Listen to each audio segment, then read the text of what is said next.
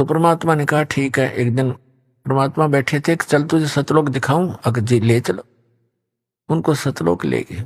एक रूप में वही बैठे हैं, वो उनकी आत्मा को लेकर सतलोक ले गए। 3 दिन और 3 रात तक वो लड़का बेहोश पड़ा रहा, सुदर्शन।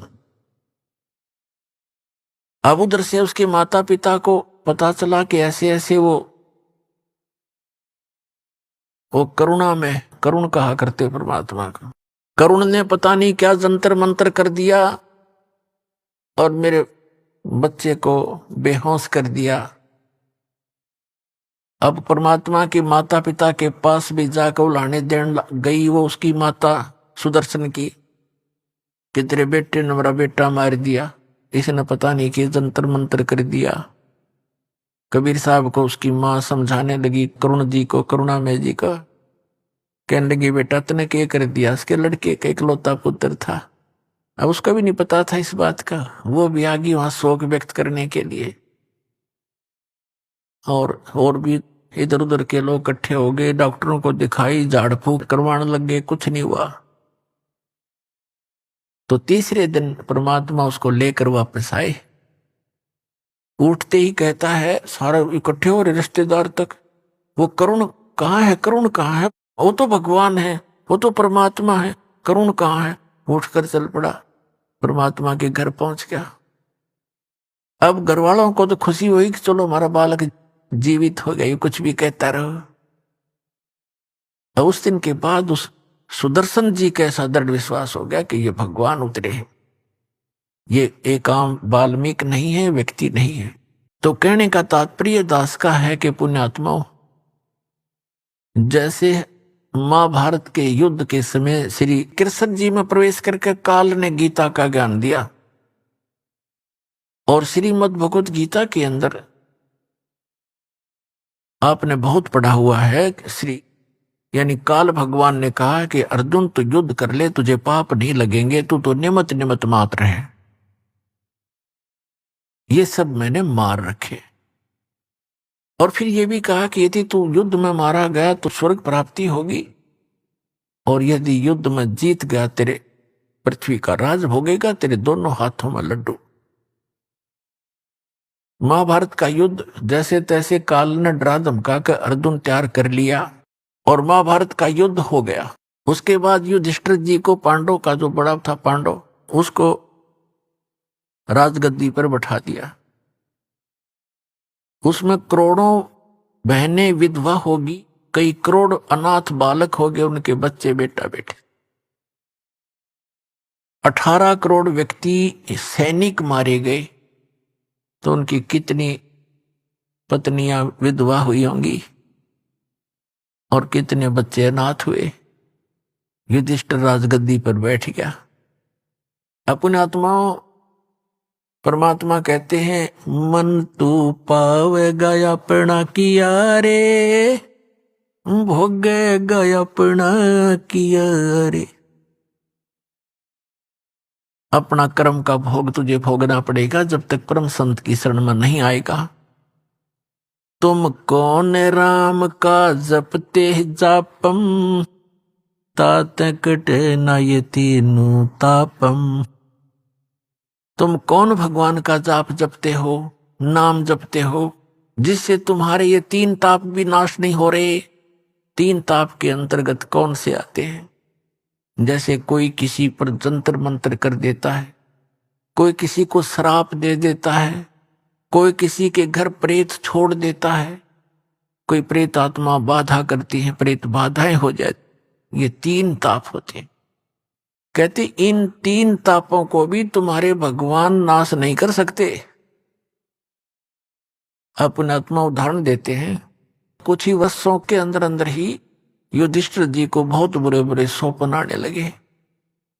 ऐसा लग रहा जैसे उसके घर में सिर कटे हुए व्यक्ति और धड़ धड़ आ रही है, हाहाकार मची हुई है, बहनें चूड़ियां फोड़ रही हैं, विधवा हो गई है, अनाथ बच्चे अपनी माताओं के लिपट कर रो रहे हैं, हमारा पिता कहाँ है, हमारा पिता कहाँ। वो कुछ जवाब नहीं दे पा रही, एकदम भयभीत होकर घबरा कर बैठ जाता है। द्रौपदी ने एक दिन देखा, 2 दिन देखा, 4 दिन देखा, उनसे प्रार्थना की आप सो जाओ। वो एक बार लेट जाते, तुरंत फिर बैठ जाता, आंखें फटी फटी रहती, राजकाज में कोई रुचि रही नहीं। द्रौपदी ने उन चारों पांडवों से कहा कि आपके भैया के ऊपर कोई आपत्ति है, कोई राज की समस्या है, तुम पूछिएगा। उन चारों ने प्रार्थना की कि भैया आपको कोई ऐसी समस्या है तो हमें भी साथ लो। कहते हैं अपने मन का दुख बताने से बट जाता है, कुछ बताओ क्या कहानी है। उन्होंने बड़ी मुश्किल से बताया कि मुझे ऐसे ऐसे भयंकर स्वप्न आते हैं। अब श्री कृष्ण जी उनके धार्मिक गुरु थे, जिसमें महाभारत का युद्ध कराया उस समय इसके अंदर काल प्रवेश था और वो अपना करवा के नाश निकल गया। इसने कहा कि गीता अध्याय नंबर 4 के श्लोक नंबर 9 में कि मेरे कर्म और जन्म अलौकिक है। विष्णु पुराण के अंदर 2 ऐसी कथाएं हैं कि एक समय असुरों का और सुरों का, देवताओं और राक्षसों का युद्ध हो गया।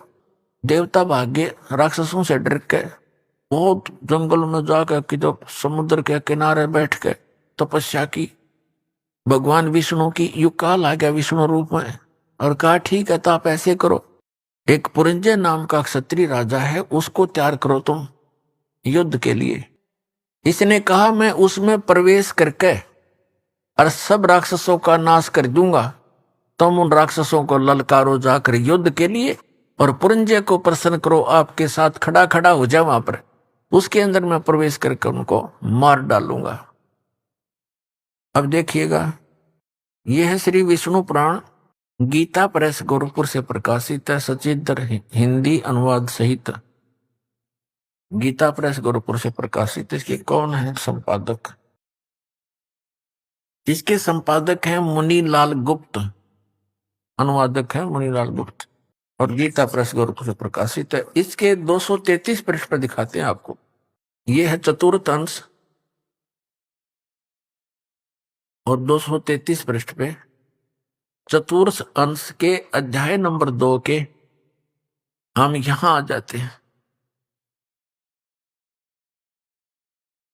पूर्व काल में त्रेता युग में एक बार अति भीषण देव असुर संग्राम हुआ। उसमें महाबलवान दैत्यगण से पराजित हुए हार के देवताओं ने भगवान विष्णु की आराधना की। तब आदि अनंत शून्य अशेष जगत प्रतिपालक श्री नारायण ने देवताओं से प्रसन्न होकर कहा, आप लोगों का जो कुछ भी अभिष्ट है वह मैंने जान लिया है, तुम जो चाहते हो उसके विषय में यह बात सुनिए। राजऋषि ससाद का जो पुरंजय नामक पुत्र है, उस अक्षत्रिय श्रेष्ठ के शरीर में मैं अंश मात्र से स्वयं अवतीर्ण होकर उन संपूर्ण दैत्यों का नाश करूंगा, अतः तुम लोग पुरंजय को दैत्यों के वध के लिए तैयार करो।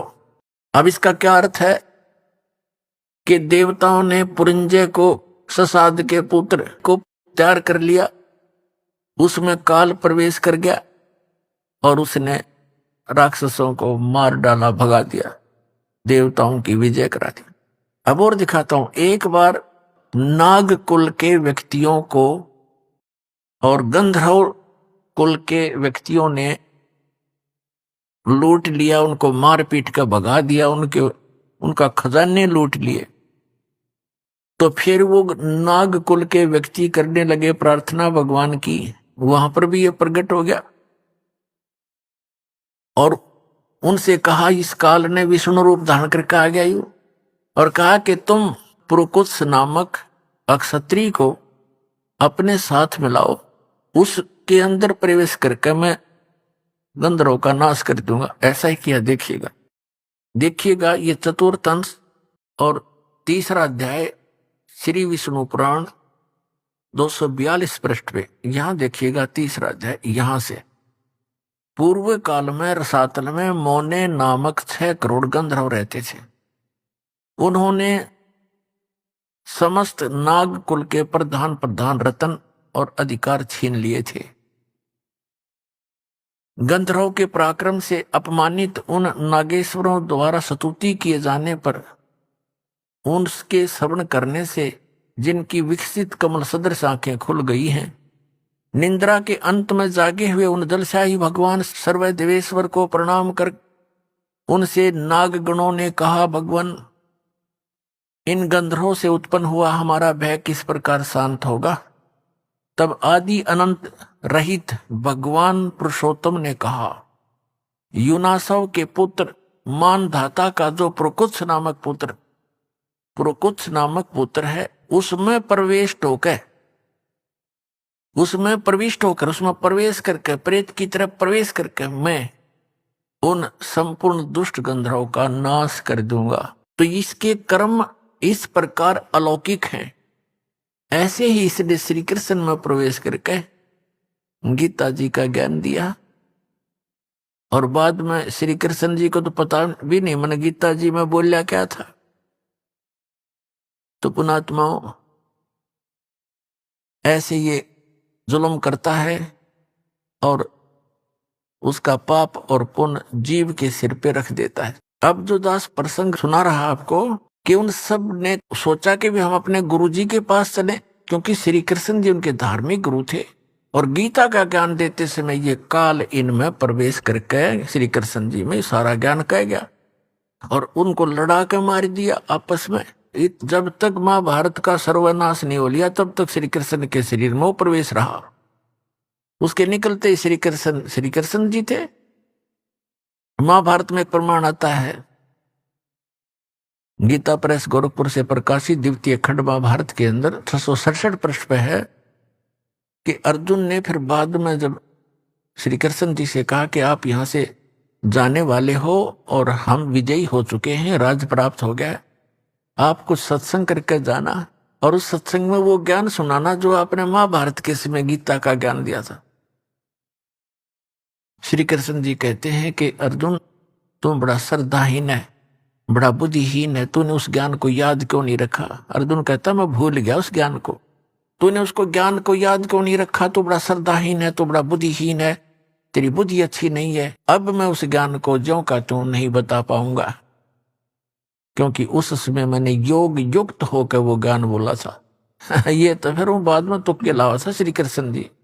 जैसे एक प्रेत किसी में बढ़ के बोल देता है, बाद में उस आत्मा को पता नहीं मैंने क्या बोला था और ही बताते हैं आपने ऐसे बोला था, ऐसे कहा था, तो बाद में फिर वो कहने लग जाता है कि मैं ऐसे बोला, ऐसे बोला, उसको पता कुछ नहीं होता। अब जब श्री कृष्ण जी कहते मुझे तो याद नहीं, मैं उसको दोहरा नहीं सकता ज्यों का त्यों, और तूने क्यों नहीं याद रखा बुद्धिहीन? पुण्यात्मा दास ये सत्संग कर रहा है और आप कोई प्रथम बार सत्संग सुनने आया तो 20% याद रहेगा आपके, और वो भी कुछ दिनों के बाद। और मुझसे कभी सुन लेना तभी सुना दूंगा यदि मैंने अपने होश हवास में बोल रखा है। और जब ये कहना कि मैं योग युक्त होकर ये बोला था ज्ञान, जब तक युद्ध का आमने सामने सैनिक खड़े वही कलेजा हिलजा आदमी का, वहां योग युक्त हो गए, पीस ऑफ माइंड था, तब योग युक्त होने में क्या बिजली गिरे थी उसके? तो नहीं, श्री कृष्ण जी ने वो ज्ञान नहीं बोला था। तो इस प्रकार ये काल ऐसे कर्म करता है। तो जब श्री कृष्ण जी के पास वो पहुंचे पांडव, तब श्री कृष्ण जी थे, वो काल नहीं था उसमें। तब श्री कृष्ण जी ने कहा कि तुमने जो महाभारत के युद्ध में बंधुघात किया है, भाई मारे, चाचे ताऊ मार दिए, गुरुजी मार दिए द्रोणाचार्य जैसे, और करोड़ों बहन विधवा होगी, वो पाप दुखी कर रहा है युधिष्ठिर को, क्योंकि जो राजपद पर बैठा उसको प्रथम लपेटेगा। तो फिर पांडवों ने कहा कि भगवान इसका कोई समाधान भी बताओ, आपत्ति तो आ गई है। ये 3 ताप के अंतर्गत आता है कि वो आत्माएं सता रही है, इसको प्रेत आत्माएं सता रही है। श्री कृष्ण जी से फिर उन्होंने पूछा इसका समाधान बताइए। श्री कृष्ण जी ने कहा कि आप एक अश्वमेध यज्ञ करो और उसमें पृथ्वी के सभी, क्योंकि उस समय सभी भक्त होते थे, भक्ति अवश्य करते थे, बच्चे से लेकर बूढ़े तक, चाहे किसी जाति मजहब धर्म का क्यों ना हो, क्योंकि वैसे पुण्यकर्मी प्राणी जन्मते हैं त्रेता द्वापर सतयुग में, कलयुग में आकर के बिजली गिरती है ये। और कहा कि इस स्वर्ग लोक के देवताओं को भी आमंत्रित करो, सबको बुलाकर और धर्म यज्ञ करोगे तब तुम्हारा समाधान होगा। और इस यज्ञ के अंदर सभी महापुरुषों को खाना खिलाओ, स्वर्गलोक के देवताओं तक, ऋषियों को, महापुरुषों को, संतों को, भक्तों को, रिश्तेदारों को, बहनों को, सबको बुलाओ। और फिर उसका एक लक्षण होगा यज्ञ सफलता का। यज्ञ की सफलता का एक चिन्ह बताया कि एक सुसज्जित स्टेज बना के, अलग से एक स्थान बना करके, एक मेज, और उसके ऊपर एक 5 मुख का शंख रखा जाएगा। और जब सभी भोजन कर लेंगे, अतिथि और संत महात्मा, साधु संत, देव ऋषि, उसके बाद यदि यज्ञ आपकी सफल होएगी तो वो शंख अपने आप आवाज करेगा बगैर मुख लगाए। और यदि शंख नहीं बजा तो समझ लेना आपकी यज्ञ संपूर्ण हुई नहीं, आपका दुख निवारण नहीं होगा। अपने आत्माओं, अर्जुन तो भुगत भोगी था, गीता का ज्ञान कानों से सुन रहा था, और नैया बात तो उसका याद थी कि तुमने कोई पाप नहीं लगेगा। इस बात पर तड़ रहा था, वो सोचा था किसी तरह टल जा, भला उस युद्ध करना चाहे नहीं था। यहां तक कह दिया था कि हम भिक्षा का अन्न मांग कर खा लेंगे, पर हम ये जुल्म नहीं करेंगे। लेकिन फिर इसी दुख से तो दुखी था कि पाप लगेंगे, और पाप का समाधान उसमें सबसे पहले कर दिया कि तुझे पाप नहीं लगेंगे, मन न मार रखे तो युद्ध कर ले। अब जब उसने ये सुना कि तुम्हारे को वो पाप दुखी कर रहे हैं जो तुमने महाभारत में हत्याएं की है, अब अर्जुन के मन में वह बात घनी खटक गई। लेकिन उसको अंदर ही समा गया, अंदर ही वो घूंट पी गया अपने, कि यदि मैं आज चर्चा कर दूंगा भगवान श्री कृष्ण से कि आप जी जब गीता ज्ञान सुना रहे थे तब तो ये कह रहे थे, अब ये पाप कहां से आ गया हमारे ऊपर। तो मेरा भाई जो है ऐसे स्वभाव का है, ये ना सोच बैठे कि मेरे इस समाधान में, संकट निवारण में करोड़ों रुपये लगेंगे, क्योंकि 88,000 ऋषि, 33 करोड़ देवता, 12 करोड़ ब्राह्मण, 56 करोड़ यादव, और ना जाने कितने आम जनता व भोजन करने के लिए आमंत्रित करनी थी, और उनके भोजन में कितना खर्च होना था, बहुत गना। तो अर्जुन ने सोचा कि भाई ये ना सोच बैठे कि अर्जुन मेरा समाधान नहीं चाहता है, और इस खर्चे से डर के भगवान कृष्ण जी के साथ वाद विवाद इसलिए कर रहा है, और ये ऐसे स्वभाव का व्यक्ति है जब इसके मन में ये आगी बात युधिष्ठिर के, एक मर जाएगा पर समाधान नहीं कराएगा। अर्जुन ने इस बात को समझकर अपने अंदर वह सब्र की घूंट पी और चुप रहा। श्री कृष्ण जी से कहा कि आप तिथि और स्थान निहित कर दो, हम अपना निमंत्रण देने जाएं। ऐसे ही हुआ, भगवान श्री कृष्ण जी ने तिथि और स्थान निर्धारित कर दिया। उसके लिए सभी की सेवा लगाएगी, आप इधर निमंत्रण दे के आइए, आप इधर जाइए। इधर काशी शहर की तरफ भीमसेन का नंबर था, उसकी ड्यूटी सेवा थी निमंत्रण देने की। और काशी शहर के बाहर साइड में परमात्मा का वो प्यारी आत्मा सुदर्शन रहा करता कुटिया में, और वहीं साथ में ही परमात्मा का थोड़ी सी दूरी पर झोंपड़ी थी। ऐसे निमंत्रण देते देते भीम पहुंच गया उस सुदर्शन जी की कुटिया में। सुदर्शन जी काफी प्रसिद्ध हो रहे थे उस समय, संत साधु के रूप में, आसपास भी अच्छे आत्मा है, भगत हैं। तो सुदर्शन जी से कहा कि महाराज मैं राजा युधिष्ठिर का भाई भीम हूं, और हमने एक यज्ञ का अनुष्ठान किया है, धर्म यज्ञ, आप आइएगा, आपको निमंत्रण देने आया हूं। तो सुदर्शन जी ने को पता ही था, क्योंकि वो ज्ञान से परिचित था। उसने कहा कि भीमसेन, तुम्हारे घर पे जो खाना खाएगा उसका भी सर्वनाश हो जाएगा।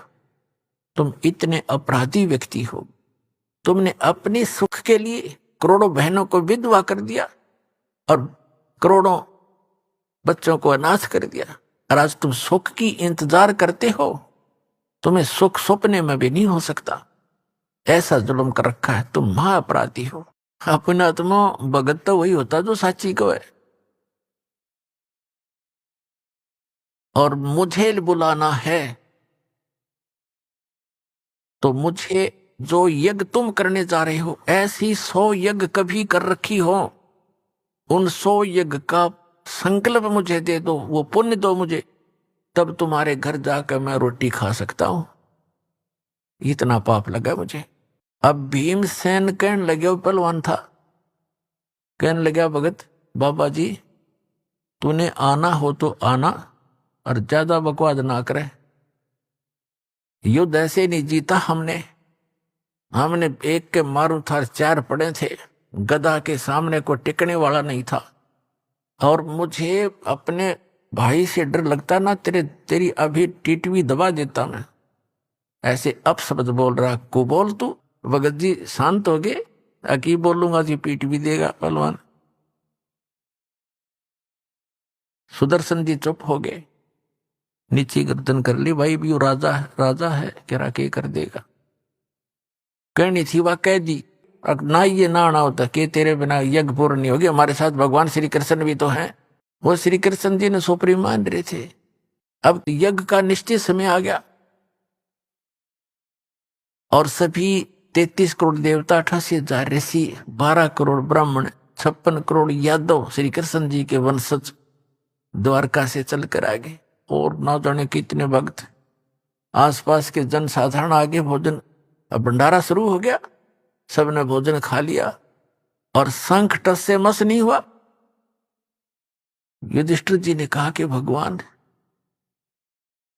अब क्या रहा, होगी हमारी यज्ञ पूर्ण के नहीं, यह शंख तो बजा ही नहीं, शंख के बजे बिना यज्ञ संपूर्ण नहीं हो सकती।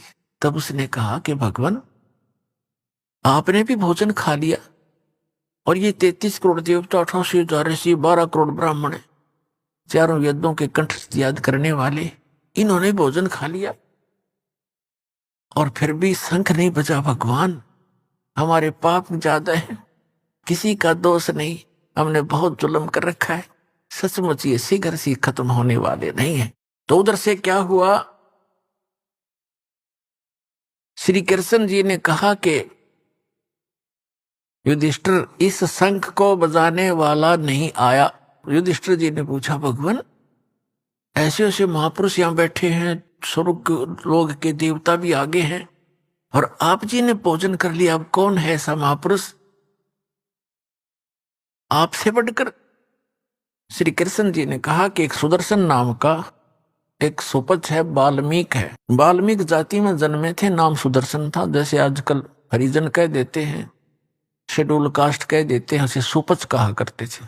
कि उस सुदर्शन को आमंत्रित नहीं किया तुमने महात्मा को। युधिष्ठिर ने कहा कि उधर काशी साइड में हमने भीम जी की ड्यूटी लगाई थी, उसके पूछते हैं। भीम को बुलाया गया और उसे पूछा कि भाई आपने ऐसे ऐसे भगवान श्री कृष्ण जी कह रहे हैं, एक सुदर्शन नाम के वाल्मीकि थे महात्मा भक्त, उनको नहीं आमंत्रित किया।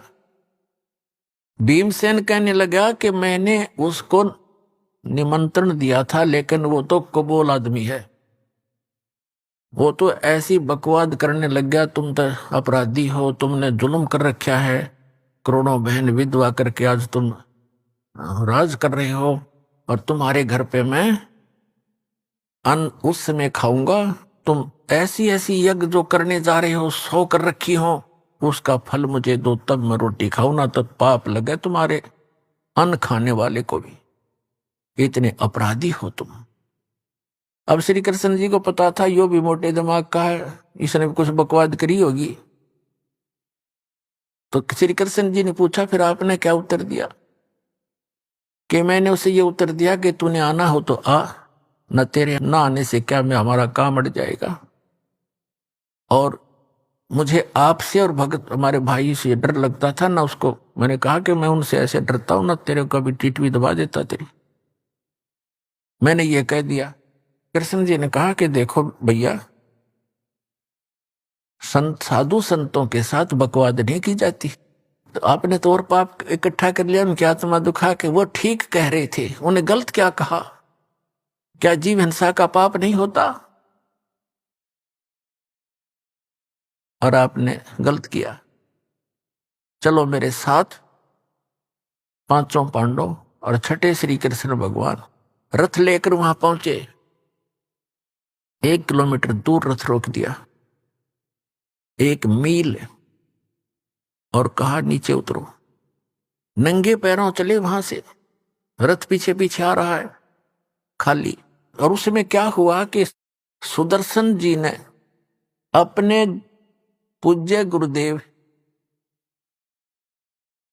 करुणामय जी से कहा कि महाराज आज मेरे से गलती तो बन गई। क्या भाई?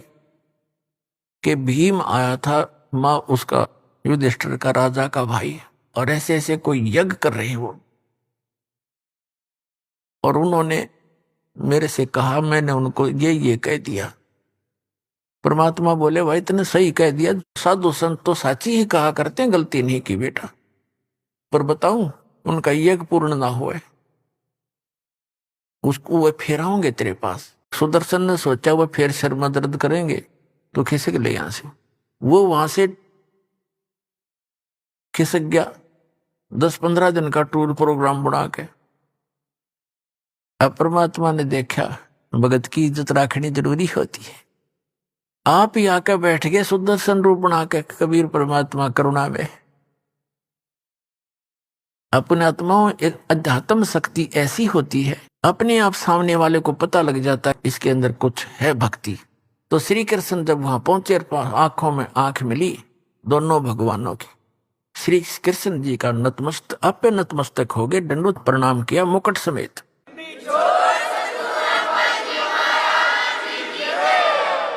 अब श्री कृष्ण जी ने प्रणाम किया एक झोपड़ी मास्टर के आगे, तो उनकी क्या औकात थी, पांचों पांडवों ने भी दंडवत प्रणाम किया, उनको नरम करना था।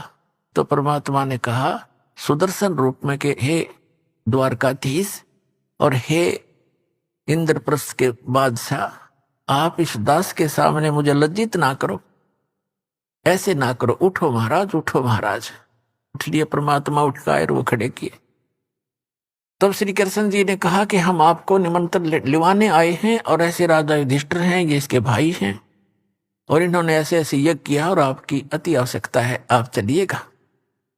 तब परमात्मा ने तो दानी जान थे, उन्होंने रोल कर ही रहे थे सुदर्शन का, कहा कि मैंने इस पहलवान से कहा था मेरी वो शर्त पूरी करो, 100 अश्वमेध यज्ञ का फल मुझे दो, तब मैं चलूं।